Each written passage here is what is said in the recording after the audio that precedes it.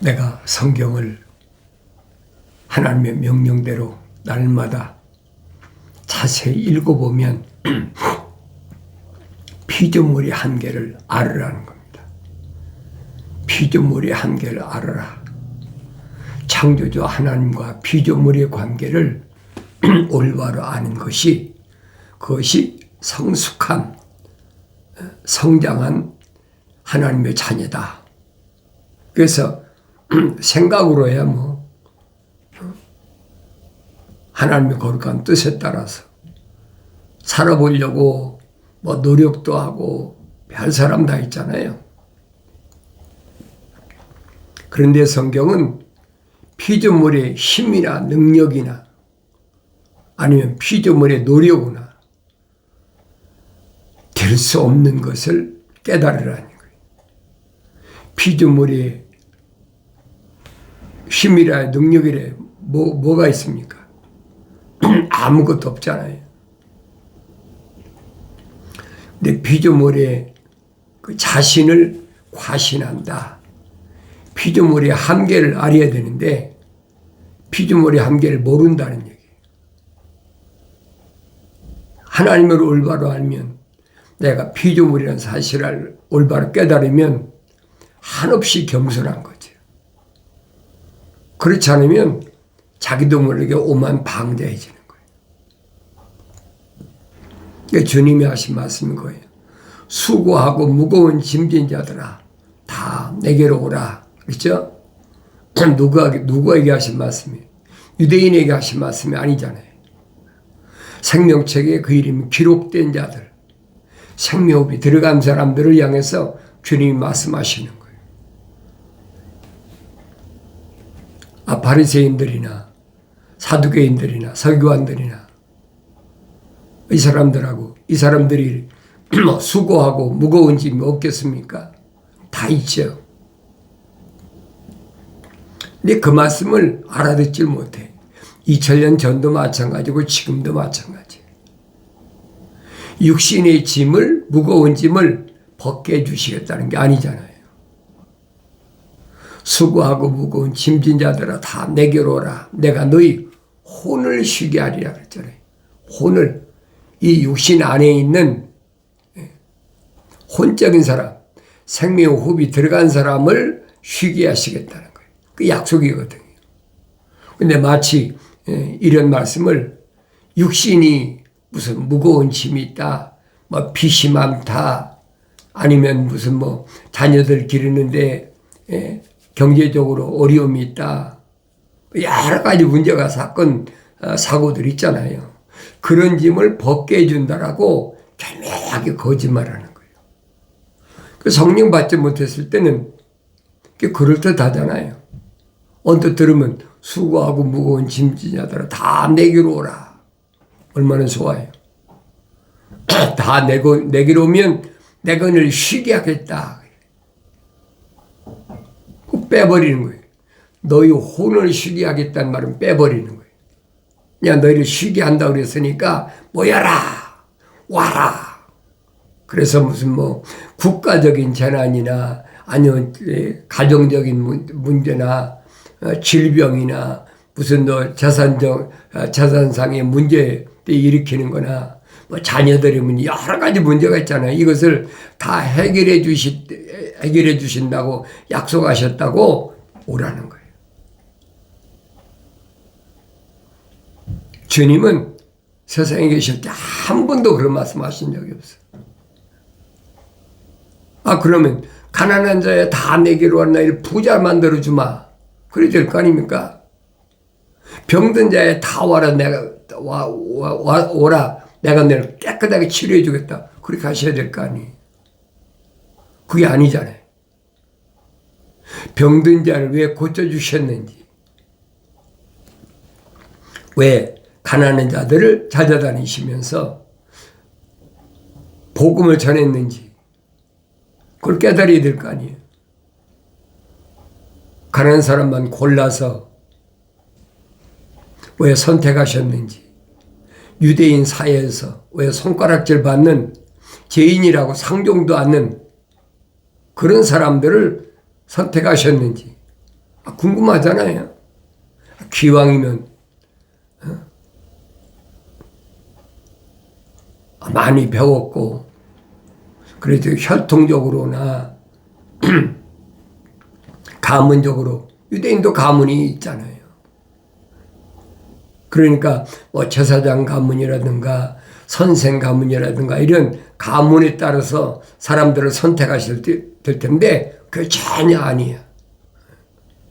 근데 이해가 안 되는 거예요, 유대인들이. 2000년 전에도. 이게 오늘날도 똑같아요. 내가 늘 여러 말씀드리잖아요.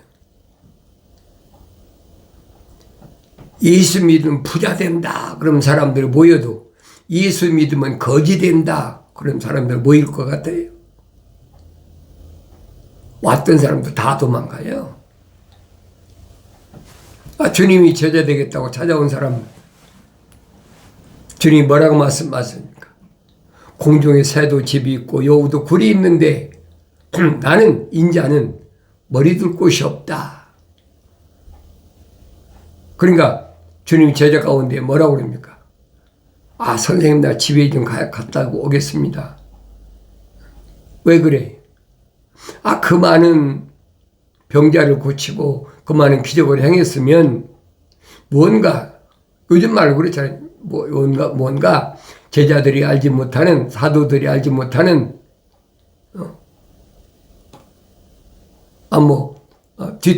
뒷구멍으로 돈도 받을 수 있고 얼마든지 할 수 있잖아요. 그러면 자기 동생들도 한둘이 아닌데 자기 동생으로 요즘 뭐 그런 거 있잖아요. 동생 명의로 집도 사놓을 수 있고 땅도 사놓을 수 있고 뭐 부자 될 텐데 공중에 새만도 못하고 여우만도 못하다는 거예요. 그 제자가 선택받은 제자가 뭐라고 나 집이 좀 갔다 오겠습니다. 왜 가려고 하느냐? 자기 아버지 죽었다는 거예요. 하나님 아들이 하신 말씀이 뭐예요? 야, 죽은 자들로 하여금 장사 지내게 하고 너는 가지 말고 나 여기 있어. 그때까지만 해도 하나님의 아들이 왜 세상에 오셨는지 오신 목적도 모르고 왜 오셔야 했는지 그건 더더욱 모르죠. 그게 일반적으로 생각하는 거예요. 그런 것은 지금이나 2000년 전이나 똑같아요. 내가 성경을 읽을 때 하나님 명령대로 읽으면 책망받고 돌이켜서 약속하신 성령을 부어주시겠다고 약속하셨으니까 성령 받으면 하나님의 말씀의 뜻을 알죠. 하나님의 아들이 왜 이 말씀하셨는지 구약의 선자들이 왜 이런 말씀하셨는지 그걸 알잖아요. 그전에는 알 수가 없다는 얘기예요.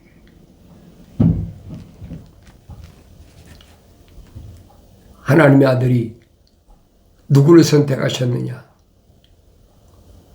2000년 전에 내가 세상에 태어났다면 하나님의 아들이나 선택하셨을까? 그게 중요하잖아요. 다른 사람 말할 필요가 없어요. 영생은 나에게 주어진 거지 다른 사람에게 주어진 게 아니에요. 그러니까 힌두루에 네 이름을 기록해 주겠다. 받은 자밖에는 아무도 모른다. 널 육신으로 난 네 부모도 모르고 너하고 같이 세상에 태어난 형제 자매도 모르고 네 몸에서 태어난 자녀들도 모르고 너하고 같이 사는 남편과 아내도 모른다는 얘기예요. 받는 자 외에는 알 수가 없어. 왜? 이름이 다르잖아요. 그리고 이런 껍데기야. 죽어서 땅속에 다 들어가 버리면 한 줌의 흙밖에 안 되는데 무슨 형체가 있습니까? 물과 피가 다 쏟아지면 살이 하나도 없잖아요. 그럼 뭐 해골바가지밖에 몸 뼈밖에 더 났습니까? 뭐 어떻게 알겠어요? 모르지요. 그러니까 주님이 육신적인 것에 대해서 말씀하신 것이 아닌데 그걸 알아들을 수가 있어야 되죠. 못 알아들어요. 2000년 전에만 그런 게 아니고 오늘날도 똑같아요. 내가 여러분에게 아무리 말씀을 전한다고 해도 알아듣는 사람이 몇이나 있을 것 같아요.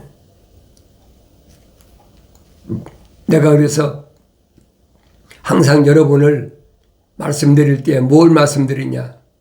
출애굽한 이스라엘 백성들을 기억하라는 거예요. 그들이 출애굽에서 광야를 통과한 사람들이 20세 이상만 싸울 수 있는 장정이죠. 60만 3,550명인데 그 중에서 여호수아 갈렙 두 사람밖에는 요단강을 못 건너갔다. 나머지는 광야에서 다 죽었다. 그 스데반 집사는 마지막 설교에서 뭐라고 얘기합니까? 광야 교회다. 우리 조상들이 출애굽에서 광야 교회, 광야 40년 동안 통과하는 기간에 계명을 받았는데도, 성막을 받았는데도 무용지물이 되어버리잖아요. 60만 분의 1하면 여러분 생각해요. 30만 분의 1이야. 30만 가운데 한 사람 구원받은 거예요. 그렇다면 생각해 보세요. 그건 출애굽할 당시만 그런 게 아니에요. 하나님의 아들이 오셔서도 마찬가지. 얼마나 사람들이 많이 옵니까? 북쪽으로는 시리아에서부터 사방에서 불치병 그분 만나면 낫는다. 구약에서도 봤잖아요. 아람 나라에 서열 두 번째 나아만이라는 장군이 있는데 그 사람이 문둥병 걸렸어. 껍데기로야 왕 다음으로 군력을 쥐고 있으니까 나만 장군이라고 그러잖아요. 근데 투구도 쓰고 여러 가지 갑옷도 입었지만 속은 썩어져가요. 문둥병 걸려가지고. 그러니 왕이 볼 때 왕으로서 자기 사랑하는 신하인데 썩어져 가니까 얼마나 답답하겠어요. 치료할 방법이 있습니까? 없잖아요. 그런데 포로로 잡혀온 유대인 중에 하나가 우리 유대인 가운데는 하나님의 사람이 있는데 그 사람 만나면 치료된다. 그게 여러분 포로 잡혀간 사람이 외칠 수 있는 마지막 한 가지. 듣겠습니까? 사정이 급하니까 들을 수도 있겠죠. 그렇지만 우리가 성경으로 보면 그 사람 안에는 하나님의 생명이 들어갔다는 거예요. 마지막 기회 주신 거예요. 하나님을 알 수 있는 마지막 기회. 이 왕에게 고해가지고 이스라엘 나라에다가 편지를 써가지고 보내잖아요. 이게 내 밑에 있는 신하인데 이 사람을 참 지금 치료해서 고쳐달라. 이 이스라엘의 왕이 무슨 능력이 있고 힘이 있다고 문둥병자를 고칩니까? 그 편지를 가지고 왕의 편지를 가지고 아라바의 왕의 편지를 가지고 이스라엘 왕을 덜렁덜렁 찾아온 거예요. 편지를 받아온 이스라엘 왕이 얼마나 기가 막히잖아요.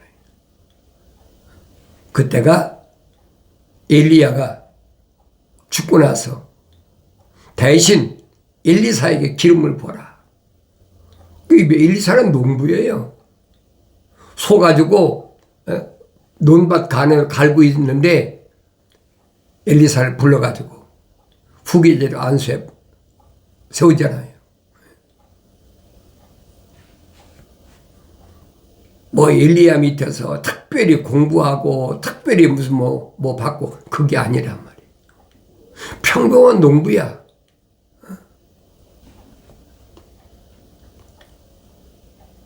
그러니까 하나님의 사람이 있다. 소문이 꽉 났죠. 그 말을 들은 엘리사가 앞으로 아랍에서 전쟁하려고 트집 잡으려고 이렇게 보냈다. 고민하고 있으니까 엘리사가 나한테 보내라. 나한테 보내라는 거예요. 얼마나 당당해. 그러니 나아만 장군을 엘리사 집에 보냈는데 나아만 장군이 생각할 때는 그래도 아랍 나라의 42번째 장군이니까 이렇게 문둥병에 걸렸다 그러면 그런 거 있잖아요. 불을 요즘 말하면 뭐라고 그럴까요? 요즘은 그런 거 잘 안 쓰니까 무슨 향을 피워가지고 거룩거룩 가면서 와서 무슨 의식이라도 하고 그러고 치료할 줄 알았는데 하나님의 사람은 코빼기도 안 봐요. 요즘 말하면 엘리사의 몸종이야. 게하시. 그걸 시켜가지고 야, 나 만날 필요 없어. 요단강에 와서 7번 탐보당 타보니 7번 목욕을 해. 그럼 깨끗이 날 테니까. 그래 돌려보내버리잖아요. 엘리사는 얼굴도 못 봤어요. 엘리사의 얼굴을. 그러니까 막 나아만이 화가 나가지고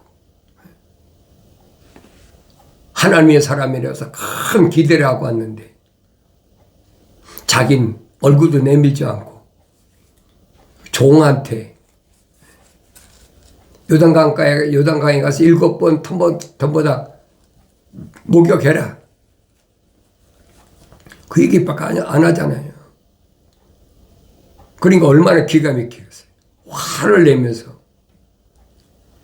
돌아가려고 그러니까 남은 장군의 따라왔던 종이나 마찬가지 병사지 장군 밑이니까 종은 하잖아요.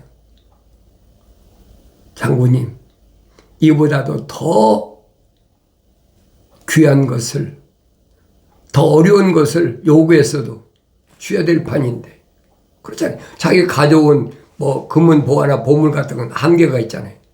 그보다 더 귀한 것을 내놓고 하라고 해도 해야 될 텐데. 그런 거 하나도 돈 요구하지 않잖아요. 그냥 요단강에서 텀보당 7번이나 목욕을 가라는 거예요.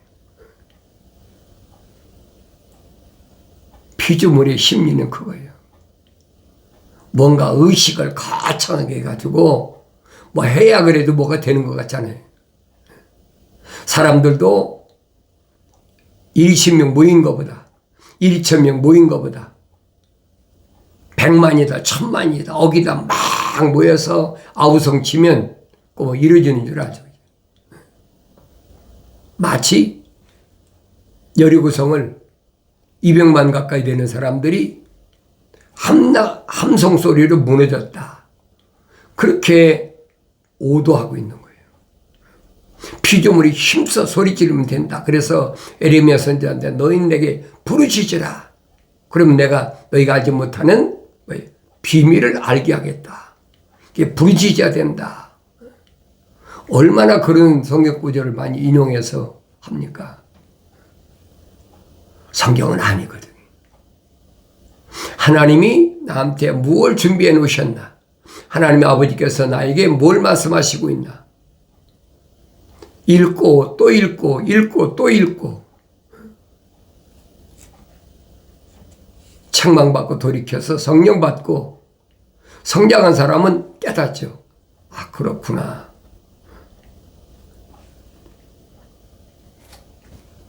하나님의 사람이라는 엘리사 앞에 와서 세상의 권세, 아랍 나라의 대아랍 나라의 42번째니까 얼마나 큰 소리 칠 만해. 그 하나님의 사람 앞에는 통하지 않는다는 거예요. 그걸 보여주고 있잖아요. 그걸 깨달아야지요. 아무리 히스기야 왕이 왕자리에 앉았어도 선제 이사야 말에 순종했으면 남유다가 그 꼴을 당합니까? 죽을 때 죽었으면 남유다가 그렇게 되느냐고요. 죽으라니까 그걸 거절하잖아요. 울며 불며 거절하면서 그 대가가 므낫세 같은 아들을 해가지고 망한 거예요. 그 남유다가 왜 바벨론에 포로로 잡혀가서 70년 동안의 곤욕을 치르지 않으면 아니 됐나? 그걸 내가 깨달아야지요. 그까지 육신이 죽고 사는 게 무슨 문제가 있습니까? 아무 문제. 15년 더 살아나 15년 덜 살아나 하나님의 사람을 통해서 명령을 받았으면 그냥 가면 되는 거죠. 자기 사명 다 했으니까. 근데 그걸 거절하면서 근데 그걸 보지 못하는 사람들은 그런 말 많이 하자니 히스기야 왕도 기도하니까 울며 기도하니까 죽을 자리에서 15년 동안 그 생명을 연장시켜줬다. 기도해야 된다. 15년 동안 생명이 연장되어 있는 동안에 3년 만에 아들 므낫세 낳았잖아요. 므낫세가 얼마나 악한 왕인가 성경 읽어보란 말이에요. 성령 받고 읽어봐야 그게 보이는 거예요. 자기 아버지 히스기야는 하나님의 성전을 깨끗이 정화시키려고 별짓을 다 하잖아요.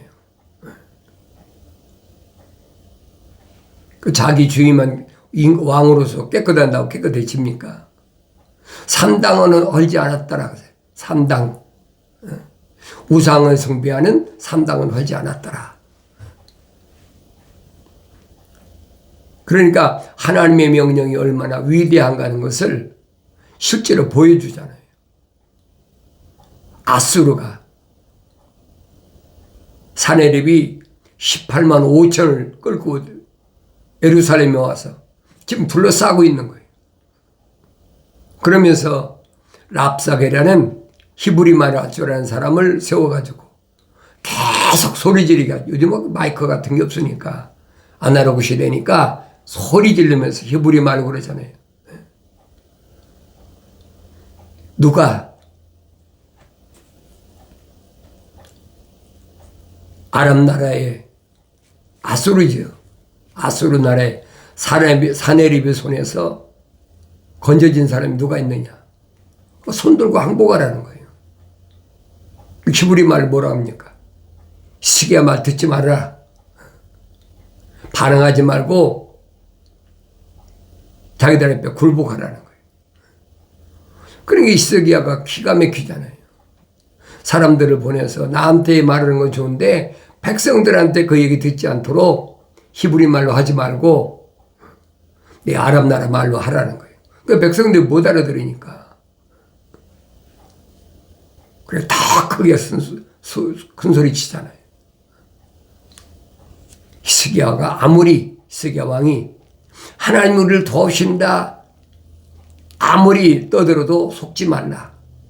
히브리 말 말하니까 남유다 사람들이 얼마나 간이 졸리겠습니까? 북이스라엘도 무참하게 무너졌는데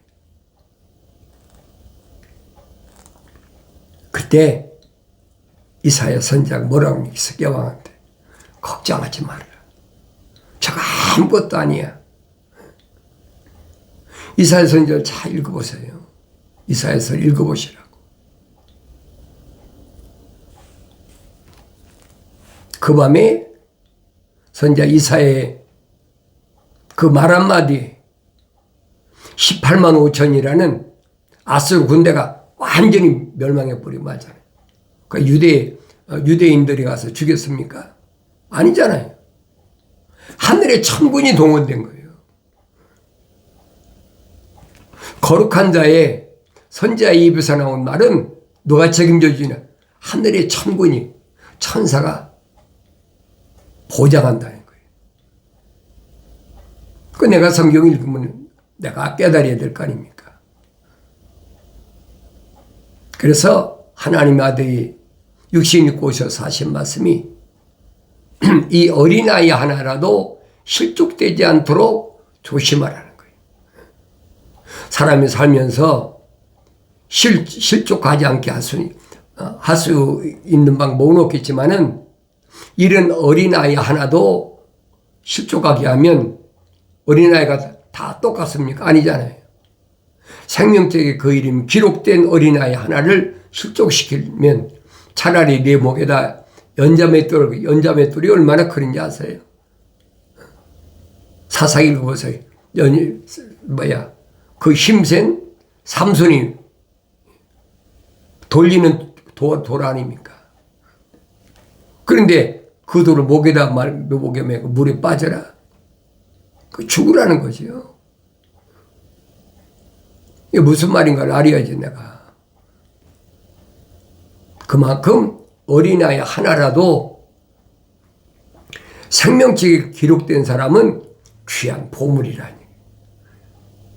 나이가 많고 적은 게 문제가 아니에요. 우리가 다니엘서를 읽어보면 잘 아시잖아요. 그렇게 남유다가 바벨론의 침공을 받아가지고 끌려가지고 70년 동안 종살이 하는데 다니엘이나 사드락, 메삭, 아베노 같은 사람이 그런 소년들이 어떻게 부각되겠느냐. 바벨론에 포로 잡혀갔으니까 부각된 거예요. 느부갓네살 왕이 침략했으니까 20년 동안 3번의 침공해서 싹 쓸어가 버렸잖아요. 그러니까 하늘의 생명책의 그 이름 기록된 사람들을 부각시키는 거예요. 근데 거기에 제사장이 있습니까? 왕이 있습니까? 시드기야 왕까지 3대 왕이 다 끌려갔잖아요. 제사장은 한두 사람입니까? 가문 좋은 사람, 가문이 좋은 집 사람들이 얼마나 많아요. 그래서 이런 말씀을 내가 읽고